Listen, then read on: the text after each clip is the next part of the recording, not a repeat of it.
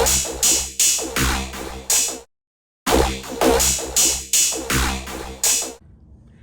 morning, trappers. Madtrapper here, starting a new morning. What we got here, situation is, we got a slough up that way, well, about 50 yards. Got those little drainage ditches comes to it. It actually back drains from the big creek when it's full. It actually runs backward. But anyway, got a 220 underneath the stick there. It was set off. Go in here and just over the bank, big creek ditch. Got a 220 set here. And what did we get in another 220 today? Another beaver. I guess they're going to have to start marketing 220s as beaver traps. Again, you can tell he didn't thrash around much. They put him down pretty quick. He did, it looks like, get the stake pulled up a little ways. Get down in there and check him out. Had some coons go around him. They were supposed to be down in there. Yeah, he's just laying there. Pretty big beaver.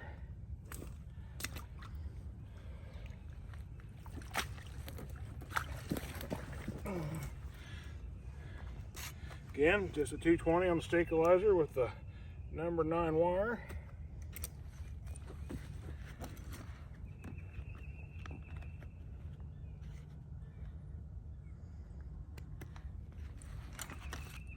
Big old fat beaver. Again, just got the head in there, but I filled the trap up. Makes it a little harder to set.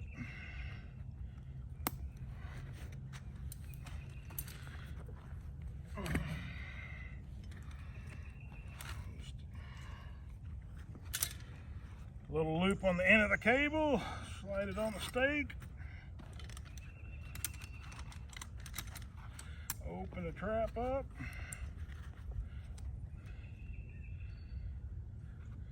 There you go, that's the system.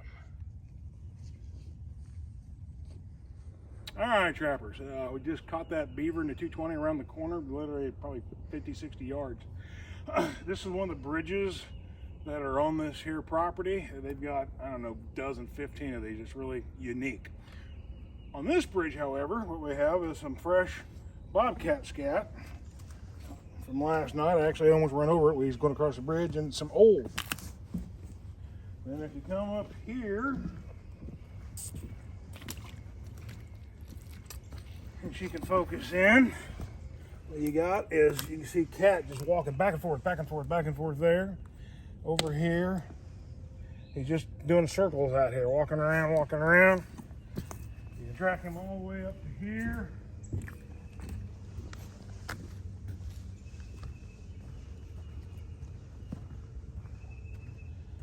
And track right here, coming down from here, there, he's up here. He's just kind of wandering around. He kind of dug around a little bit right there, it looks like, just messing around.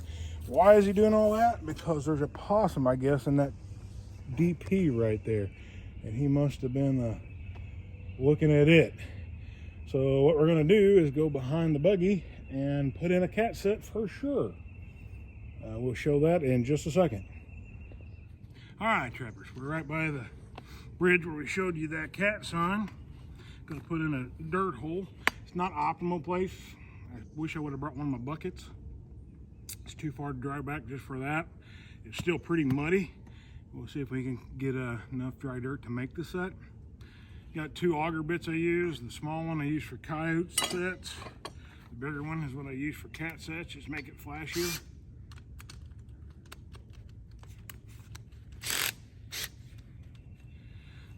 Get us a hole in here.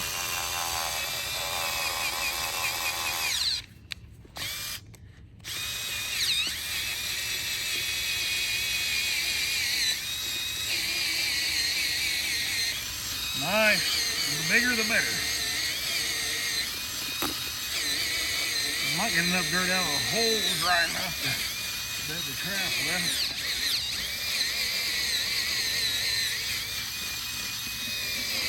Good 10 inches or so. Ought to do it pretty good.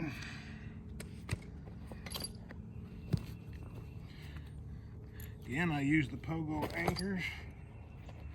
I'm gonna get a J hook here.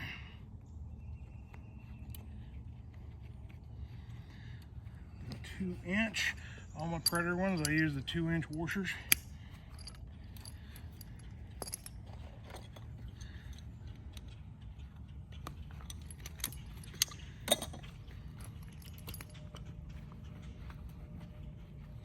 This is a number 3 Victor Roundjaw 4-coil. Now you see the pan such real low. Sometimes I'll use pan covers, sometimes I don't. I'm not going to in this instance. If I was going to, I'd want to use the insulation. I don't have any with me. I do have the wax paper. I will do a point on this right quick because I've seen some people trying to use the wax paper. If you're going to use the wax paper, this one's got a big hole in it, don't want that one. There is a secret, I call it a technique, I guess, to it. A lot of people don't use it. I've seen others because it's crinkly. Tear off about the size you need. I always tear out a little slot for a dog. It doesn't have to be anything fancy. Then wad it up. Get a good little wad. Open it up.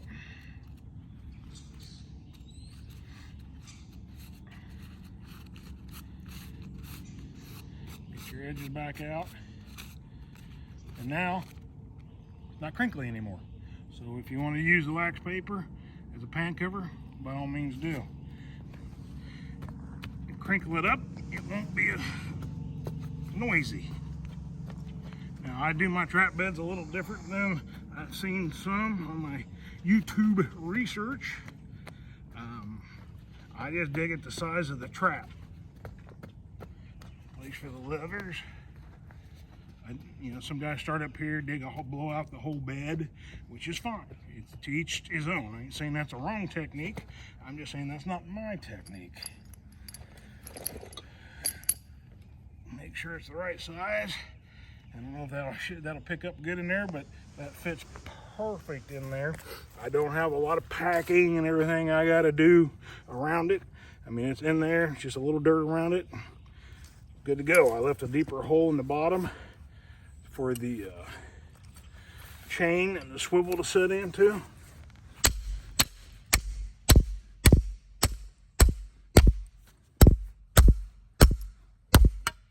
Uh-oh. Put my head on. If I can get that. That's a bummer. I've used that thing for years.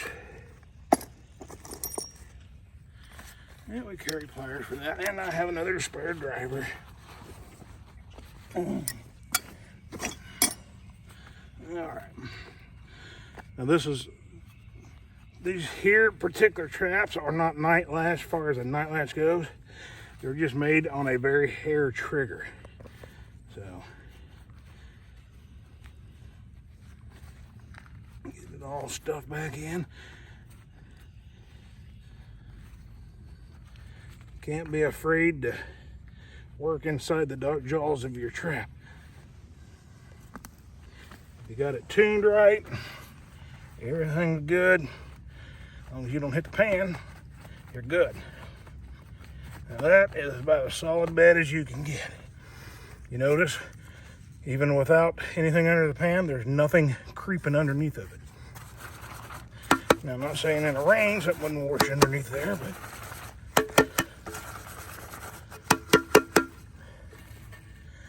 stuff on the end there. Stuff out of my... All right. And then we only want the cat to work over the pan, and it's a good 1/2 inch deep. So we want it to be the lowest spot, and a little more forcing than we would do with a coyote, kind of like in my other videos. When I use leaves and sticks and stuff, same philosophy. And they always have a tendency, they want to step up here real close to the hole. So even with just an open dirt set, you can force them cats to go where you want them to go. just going to add a few sticks for eye pill. Don't really need it. Cat's going to see that no matter what. And I'm going to put one little sticker right there. And that is the completed set right there. All right. Got here just a beaver leg bone I cut the meat off of. Shove it way down in there. Cat urine, I mean, I use that at every cat set. To me, it's not a cat set if it doesn't have cat urine. That's what draws them in more than anything.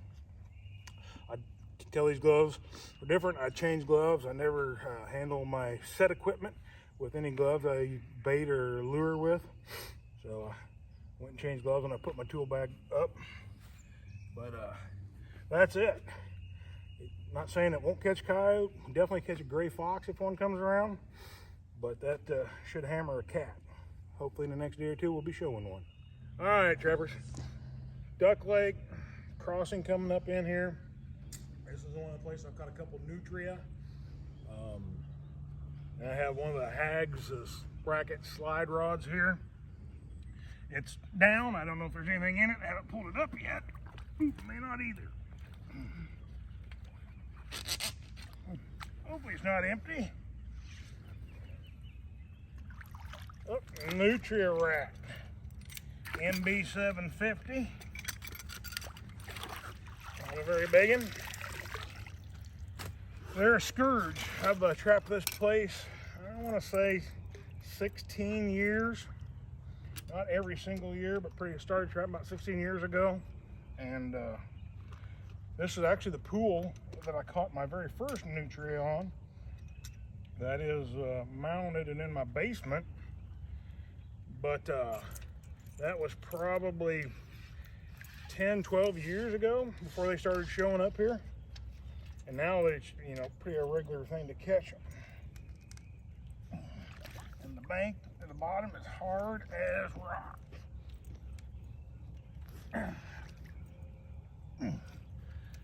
No further.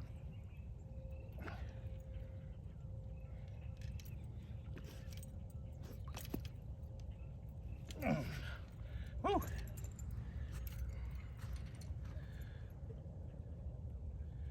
No mistake in there. Get it twisted up right.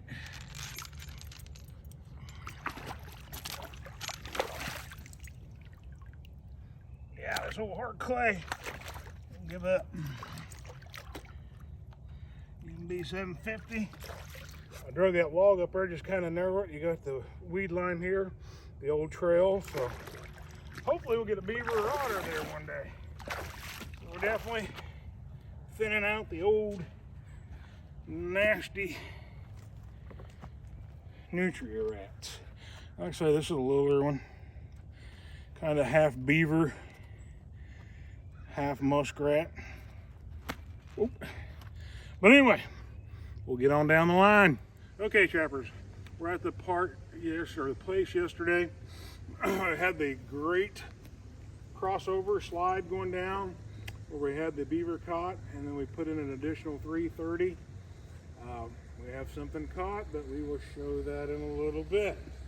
What we're going to do right now is I put in a foothold on a slide wire, or excuse me, yeah, slide wire.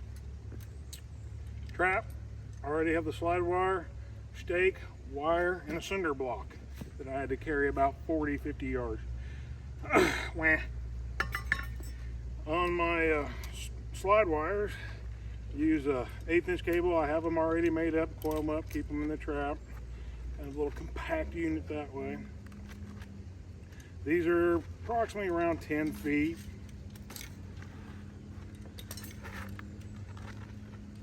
They all come uncoiled anyway. There we go. So it's 10, could be 12 feet, I don't know. Anyway, take it. Make sure you have the deep end. I used to have them painted, but they've long since wore off. Attach it to your grounder. I've used gunny sacks filled with sand, cinder blocks when I can. just whatever. I do stake to stake if it's shallow enough. And I do twist the heck out of that. Now it's starting to rain. Make sure beaver don't work it.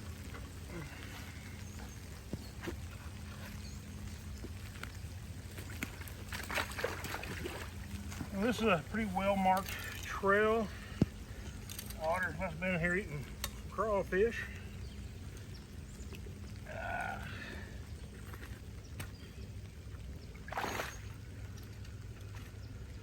This here, a little smaller for a beaver.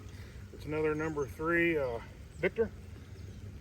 I use it normally for otter, but it will of course catch and hold any beaver. So I give the old brick throw. Some guys go ahead and put the deep end in and then throw the brick. I like to kind of pull mine tight where the line's really tight. So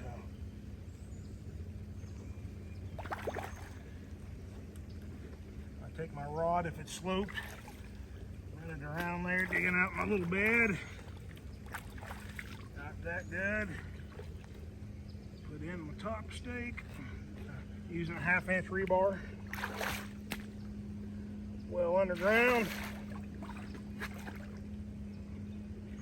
Yeah, I'll take my trap. I like them to be able to go between the jaws if possible. Centered right on the trail. And then just to kind of narrow it down a little bit.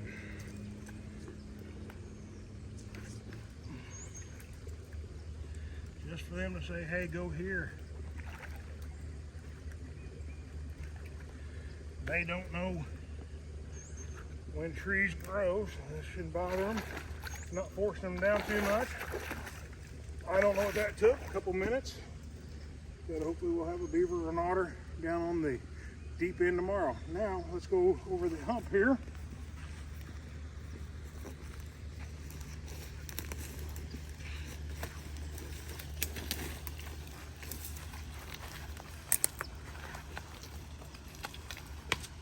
Where we had the beaver yesterday in that very, very well defined trail. Water has dropped again 4 or 5 inches. We'll have another beaver.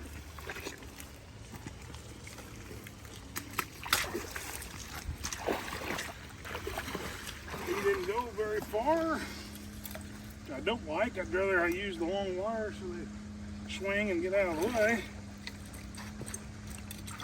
Another nice sized beaver, female.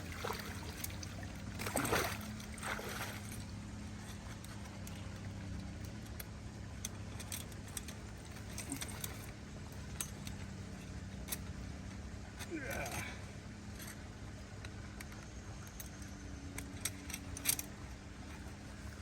Nice one. I'm going to set it back here, even though it's getting a little shallower than what I like. Try it another day. If it drops down, I'll have to put it in the main channel. But for now, I'm going to try to get another day out of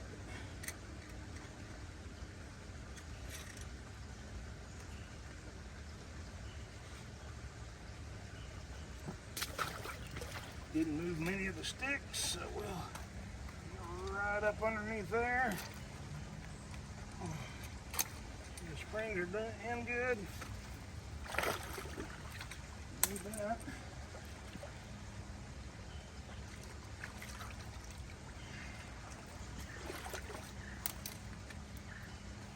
All right, this one here is set off. And it looks like probably by a duck, or a bird of some sort. There's a couple feathers, so I must have whacked him and got out, which is good. Wish he would just stay out.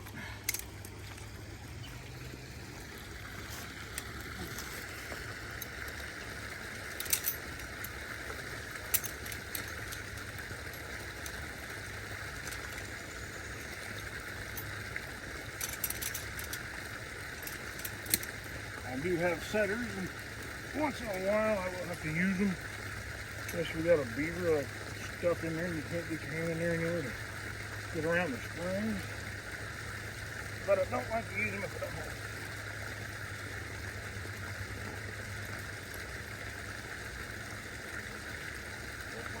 side of the jaw. My blocking back up here.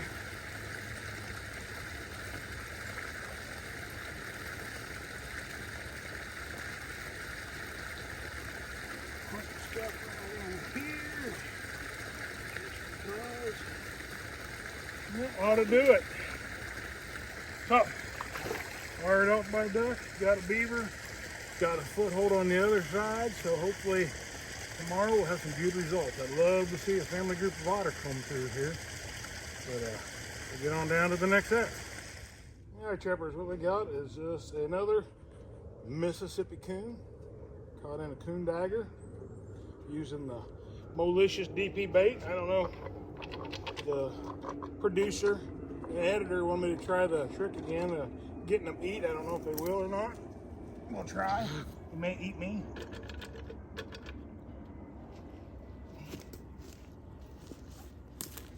Ooh, I'm sliding up down the bank.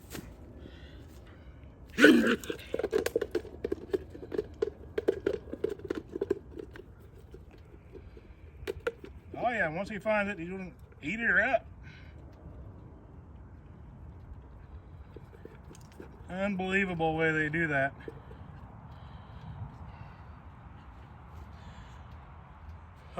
Showed that once before on my Facebook, and they said, oh, that's just a pet coon. Well, you can see I'm not going to put a pet coon in a trap, both feet in a trap, catch circle, leave him here all night just so he can come up. And that was no pet coon that, you know, tried to eat me up first.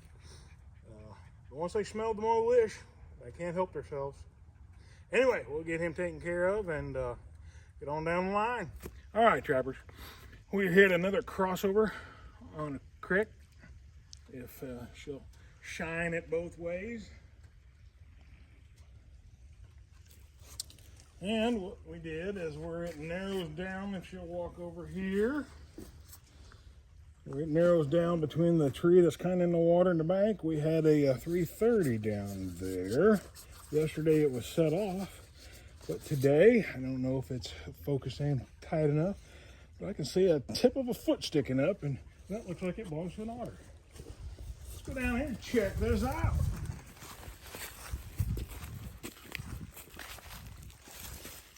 Definitely an otter.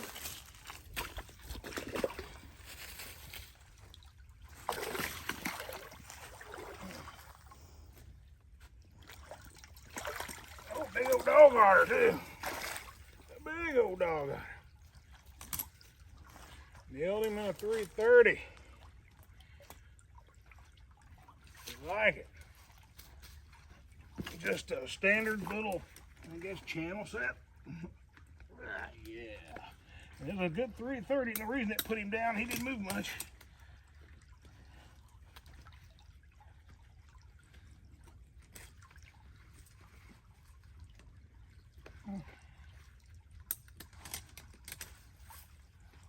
Get him out of here, and I want to show one thing that I didn't show when I was explaining my 330 setup. Anyway, there he is.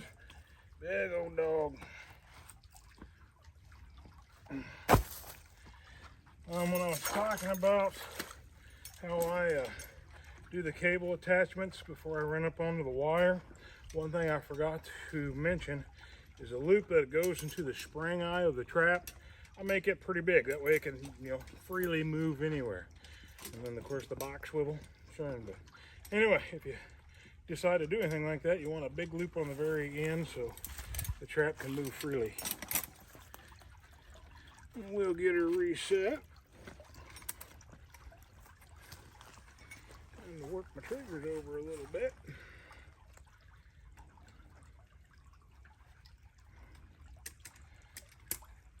Go ahead and try to set it on a stand as it is. Let's see if that works. Safety's back on. Make it a little wider. It's going down and it's starting to narrow. There's the holders. Again, I always like my triggers on the bottom. If I'm going to if they're gonna rub in any fur, I want it to be, I'm not gonna be able to get it in there. I want it to be belly fur, not back fur. Plus, especially the otters, I have seen resistance when the triggers are set on the top. They sometimes will avoid them on the bottom. They're underwater mostly, they can't see them. Another thing about the holders I want to say is the Leffler holders, they're made where they will actually fit the dog on the bottom. This brand, and I don't remember what it is, does not. If I wouldn't have bent this, there would have been no room for the dog to open, so thus the trap pretty much wouldn't fire. So I just took a hammer and beat that one down just a little bit, just to give it a little room for it to fire. But it don't take much, but it takes little. But if I didn't do that, it wouldn't have any room to fire. This is about, again, as simple a set as you can make. This is one of the Magnums. That's why it put him down too. Now, I'm sure everybody knows, but I've been asked by other people, Magnums have nothing to do with the spring tension or how good the springs are. They just have that extra bend in the jaws to make them close tighter.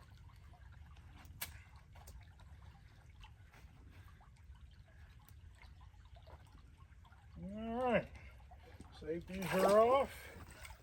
Hide the cable, just to get in the mud. And one last look at him right quick. That's a pretty big otter. So anyway, we'll get him loaded up and on down the line. All right, what we got here is a couple days ago, I made a standard punch hole set underneath this little greenery. Got my trap set there. Just kind of a pathway through the timber here. Over here I made a standard dirt hole set, and it connected last night with a gray fox. We'll chew some wood. Kind of one of the intended targets, you may say. When you get this heavier, thicker timber like this, that's what we'll be into. And I got another set on down here. We'll go check it, but gray fox normally run in pairs. You don't give two hoots about us. Shame their fur isn't worth much. I think they got very pretty fur. I know this is flatter and the ones out west are real silky, but still.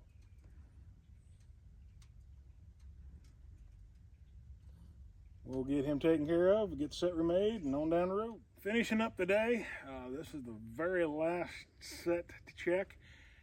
If she can zoom down there on that hump, down there as you're coming in the trail right down there where the clearing kind of starts, that's where we just caught the one gray fox.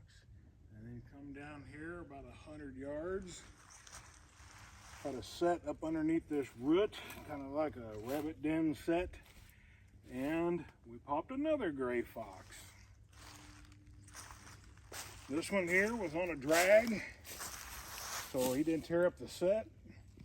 I had it wrapped around that tree already, and he just went underneath this wire. He's actually been running around down here a little bit until he got wrapped around the tree a second ago. But, yep, two grays. The first one was a male. I'm assuming this is probably a female.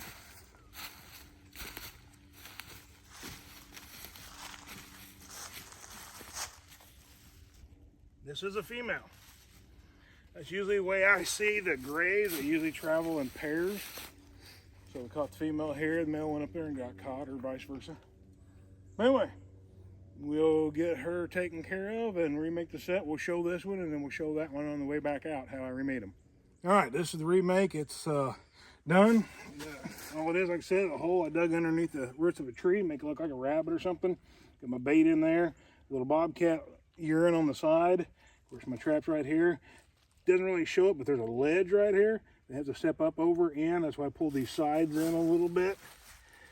Trying to keep it narrowed, but the only place they can comfortably stand is right on the trap. It's a little offset, So they should line right back up on it, and next one come around, we'll have another one. And we'll go up and show you the catch circle remake, how I did that. And this is the remake on the first gray fox set. Of course, it was stake solid, so you got the catch circle. I just opened up the hole, put some new bait down in it, same bait, beaver. Rebedded the trap here, pulled up some of the stuff, brought it up around behind, just kind of a blocking to make sure they work the back of the set.